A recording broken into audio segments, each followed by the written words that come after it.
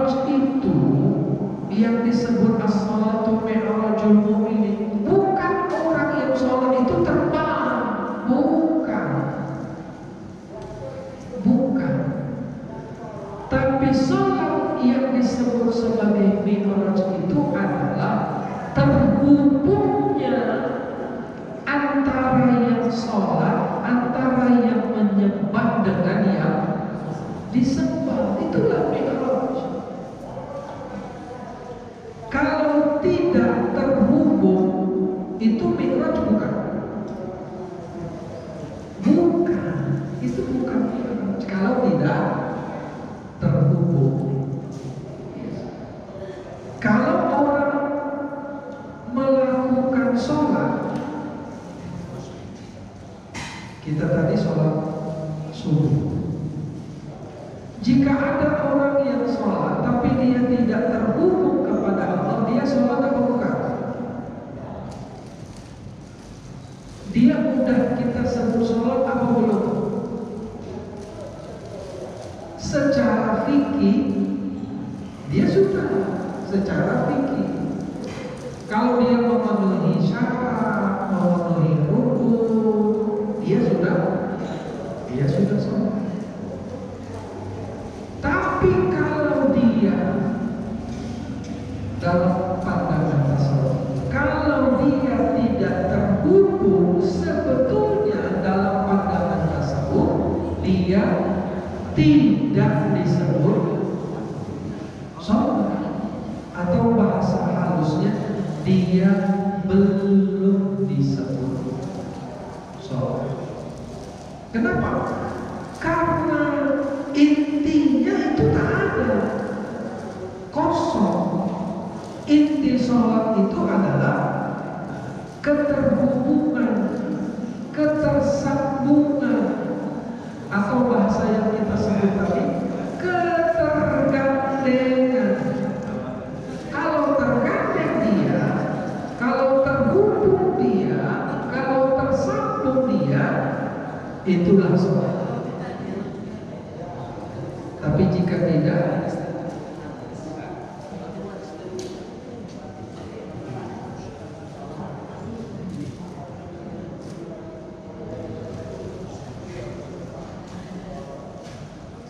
apa yang kita sebut gandengan itu apa? Hubungan itu apa? Kalau dalam tasawuf, yang membuat seseorang itu terhubung, tersambung, tergandeng kepada Allah, itulah yang sehari-hari kita sebut namanya khusyuk. Itulah khusyuk. Kalau dalam ungkapan para ulama tasawuf, selain khusyuk, ketersambungan itu kadang-kadang disebut dengan hudur.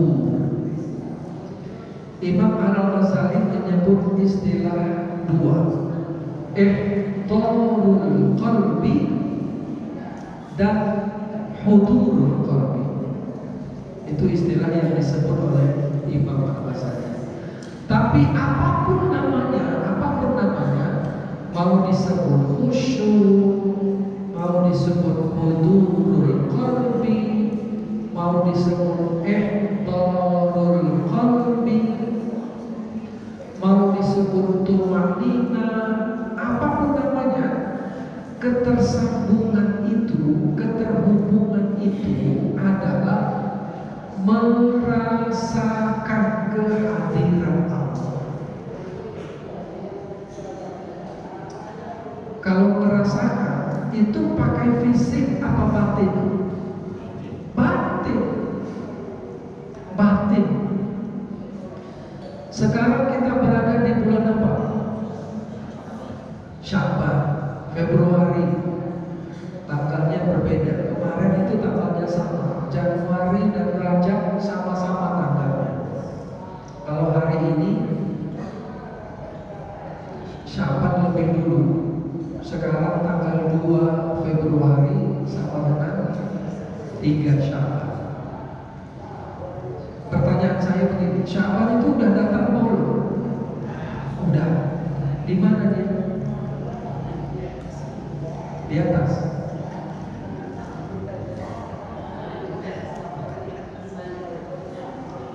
Di mana-mana. Sekarang kita berada di dalam bulan Sya'ban. Kita ini di dalam Sya'ban. Kalau kita di dalam ini kita di dalam masjid. Ini kita di dalam masjid. Kalau kita di dalam masjid, kemanapun kita memandang, yang kita pandang adalah masjid. Yang kita pandang adalah masjid karena kita di dalam masjid. Kita di dalam bulan Sya'ban ini. Bisa nggak kemanapun kita memandang, kita melihat? Bisa. Kalau kita di dalam masjid, yang memandang itu mata. Kalau kita di dalam Sya'ban, yang memandang itu apa?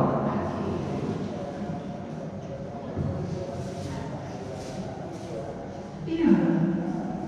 Di dalam kolbu itu ada rasa. Jadi yang melihat itu rasanya itu yang pernah merasa ada kalimat yang suka ditulis-tulis orang, apa ya? Pintarlah merasa, jangan. Ada yang tahu? Ada orang yang suka menulis, kadang-kadang ditulis di Facebook, kadang-kadang ditulis di mana Instagram. Saya sendiri nggak begitu pasti pakai Instagram. Saya lebih banyak menulis di Facebook. Mungkin bukan Gen Z. Kalau generasi Z itu lebih suka pakai Instagram. Ada kalimat yang mungkin kita pernah dengar. Pandailah merasa, bukan merasa. Pernah baca ya? Mungkin Bapak Ibu pernah dengar. Begini, kalau kita ingin merasakan sesuatu yang tidak terlihat,